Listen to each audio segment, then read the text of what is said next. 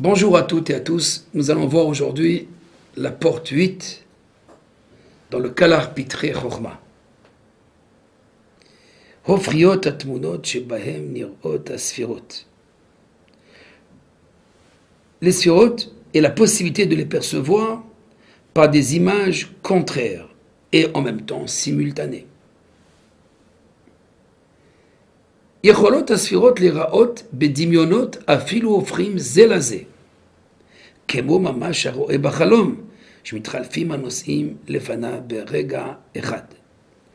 Les sphirotes peuvent être perçues par des images, même contraires les unes aux autres, à l'instar du rêve, où les images changent en un instant. Donc un passage d'une image à l'autre ou d'un endroit à l'autre peut être en une seconde, en un éclair, et pourtant nous sommes dans la même place et dans le même principe. En d'autres termes, une sphira peut se révéler sous des images qui sont contraires. Nous allons tout de suite expliquer. רק שבכל דמיון שנראה נודע כוח אחד ומידה אחת. Seulement dans chaque image perçue se fait connaître une force et une mesure. והמידות והכוחות נודעים בסדר אמיתי ונכון. Les mesures ainsi que les forces se font connaître selon le vrai plan. כמו שמסודרים ונעשים. והדמיונות כמו שיכולה הנשמה לקבל. Les mesures donc sont ordonnées selon le véritable plan, mais les images dépendent de ce que les âmes peuvent percevoir. Alors essayons de comprendre en fait cette porte qui continue un petit peu les portes précédentes sur les images qui sont attribuées donc aux séphirotes. Il nous dit les séphirotes peuvent être perçues par des images même contraires. Comment est-ce possible? Si j'ai une pomme devant moi, j'ai une seule forme, une forme ronde, elle ne peut pas être carrée. Mais en vérité, dans une pomme, la forme ronde, qui est donc liée à la pomme, elle est inhérente, la forme est inhérente à l'objet. Dans notre cas, nous, à la pomme. Par contre, dans les sphirotes elles-mêmes, la forme n'est pas liée à la nature, à savoir, lorsque nous parlons donc de forme dans les sphirotes, d'image dans les sphirotes, comme nous allons le voir par la suite aussi d'une manière beaucoup plus percutante, que la forme n'est pas liée à la nature de la sphira. À savoir, c'est un reflet de la sphira.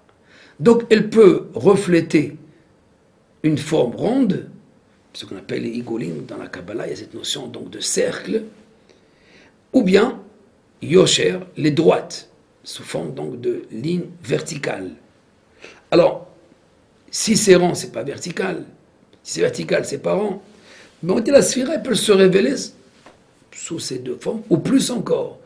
Ce qui dit ici donc les formes contraires. Parce que l'image elle-même, elle n'est pas liée à la nature. En atzura atzmit, elle a mikrit. La tsura, elle, dit le Ramchal, elle n'est pas atzmit, elle n'est pas liée, donc elle n'est pas inhérente à l'essence. Elle est mécrite, elle est accidentelle. À savoir, ça pouvait être telle forme, et donc une autre forme. Puisqu'en fait, ici, nous parlons donc de principes de sphirotes, qui sont des principes divins de la création. Donc la forme, elle n'est pas assujettie, elle n'est pas inhérente, elle n'est pas à l'intérieur de l'objet. Comme par exemple un stylo, donc c'est une droite, c'est une ligne, alors qu'une pomme, c'est un rond, c'est un cercle. Ceci dit que si nous reprenons uniquement ces deux formes, le Harizal, dans son introduction donc aux séphirotes, parle tout de suite donc du principe de cercle, que les séphirotes ont une forme de cercle, igoulim. Et ils ont donc aussi une forme de yosher, de droite. Pour le Ramchal, ce sont des symboles. Il n'y a ni forme de cercle, ni forme de droite. Comme nous avons vu que cette manifestation en tant que forme de cercle ou de droite, pour ne prendre que ces deux exemples, vient en fait nous enseigner ou nous faire apprendre sur quelque chose de symbolique. C'est-à-dire, lorsque je parle de cercle, nous le verrons, le Ramchal réserve un chapitre pour cela, il s'agit de l'Ashgacha Klalit, de la direction divine, mais qui est universelle, la providence générale. À savoir, comme dans le cercle, il n'y a aucune différence entre la droite et la gauche, et on ne peut pas dire ici c'est à droite, ici c'est le haut, ici c'est le bas. Chaque endroit peut être une droite, peut être gauche, peut être haut, peut être bas, ça dépend où on se trouve.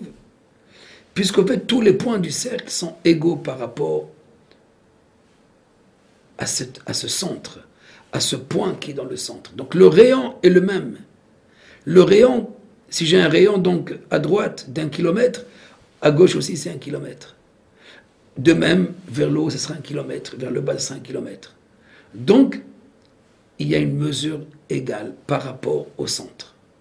Cette idée qu'on appelle donc le cercle montre donc d'une manière ou d'une voie dans la direction divine, lorsqu'il dirige le monde ou lorsqu'il agit dans le monde sous une forme qui est universelle, à savoir générale, sans distinction de la droite et de la gauche. Cette idée donc de la Ashgacha Klalit, providence générale ou universelle, on peut la considérer comme l'oxygène. Il y a l'oxygène pour tout le monde. Alors il y a l'oxygène pour les impies, pour les mécréants comme pour les justes. Il n'y a aucune différence, c'est pour tout le monde, c'est universel. Donc cette action divine, pour ne prendre que l'exemple de l'oxygène, on peut le voir comme une action de l'ordre de Egolim, des cercles.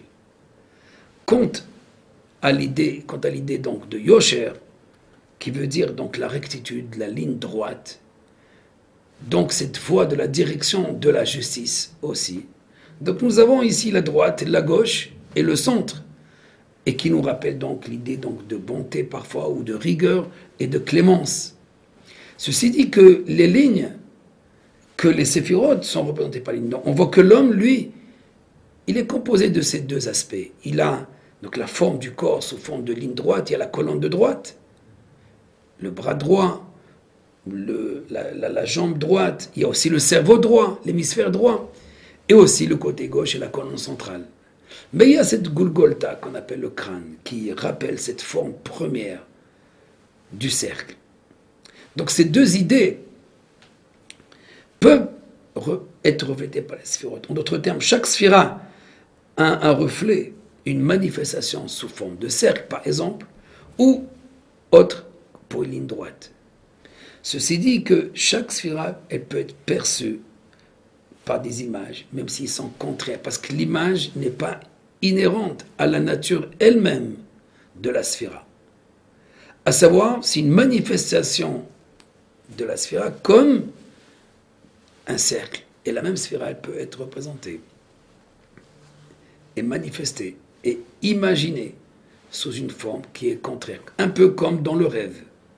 On peut voir tel événement qui se passe à telle place et tout de suite, on voit autre chose et qui est contraire. Et que les deux se relient en même temps. Ceci dit que nous ne sommes pas dans le temps ni dans l'espace. Nous sommes dans ce qu'on appelle un temps métaphysique, où les contraires peuvent s'unir. Quand on parle de Ishtal Shelut, par exemple, d'enchaînement, comme dans ce monde, il y a un père, une mère, un enfant, etc. Alors, il y a effectivement un enchaînement, donc une évolution. Les sphirotes ont effectivement cette idée, comme nous avons vu, d'enchaînement, mais aussi l'idée de la halbacha, à savoir qu'ils s'enveloppent l'une dans l'autre. Cette manifestation des sphirotes, sous forme d'images contraires, montre qu'en vérité que dans la sphira, il n'y a aucune image. Et que juste quelque chose se manifeste d'elle. Parfois de telle image, et parfois de telle autre image, et parfois même d'une manière simultanée. Ceci montre donc cette caractéristique de la sphira qui peut engendrer les images. Mais en elle-même, ne se trouve aucune image. la deuxième partie donc, de cette porte, Vamidot Vakochot Nodaim Beseder Amiti Venachon. Ces mesures et ces forces se font connaître selon le pitaron, c'est-à-dire l'interprétation symbolique. Parce qu'en vérité, nous sommes au niveau donc des images, et l'image, elle, représente quelque chose. Je vais donner un exemple qu'on retrouve chez le prophète Jérémie. Dieu lui dit à Jérémie, c'est l'apprenti prophète. Il apprend donc la prophétie. Qu'est-ce que tu vois, Yermia? Mataroim, qu'est-ce que tu perçois? Alors il lui dit, je vois Sir Nafoua, je vois comme une marmite, et qui bouillonne maintenant, comme une fumée. Et là, il lui dit, voilà, c'est la guerre. C'est la guerre, Mitzafon Tipatachara. Du nord sortira donc la guerre. Dans le Talmud aussi, Brachot, lorsque nous parlons donc d'images perçues dans le rêve, puisque le rêve lui-même est le 1/60e de la prophétie. Donc quand on voit des images, en fait, ce ne sont pas les images qui sont importantes ici, mais cette symbolique, cette interprétation de l'image. Cette interprétation donc de l'image, elle, c'est là l'ordre des séphirotes. À savoir que les kabbalistes ont en vérité contenu cette voie de la prophétie. Lorsqu'ils nous parlent d'images, donc de formes, parce que nous allons parler de formes dans les sphirotes, nous allons parler donc de visages dans les sphirotes. Tous ces visages, toutes ces formes représentent des voies de la direction divine, des modes de la direction divine, des forces par lesquelles il crée des formes matérielles. Mais en elles-mêmes, ils ne sont aucune image, mais ils sont l'origine de toutes ces formes. Mais en tant que telles, ces forces ne sont qu'un seder, qu'un ordre, qu'un plan ordonné, mais Soudarim, c'est-à-dire un plan ordonné selon un déploiement donc d'une sphira après l'autre. Nous avons eu donc la Ishtal Shelut, ou bien de Hitkasho, donc de liaison les unes avec les autres. Donc ce sont les forces qui s'enchaînent et qui se lient. Voici donc les deux particularités des sphirotes que nous avons rapportées déjà dans notre porte 7. Parce qu'en elles-mêmes, elles ne sont que des midotes, des mesures, des forces, et qu'on peut représenter que par des plans, des modalités au niveau de la création du monde et au niveau donc de l'histoire du monde. Voilà donc pour notre porte 8. Shalom et à la prochaine. Kol Tov.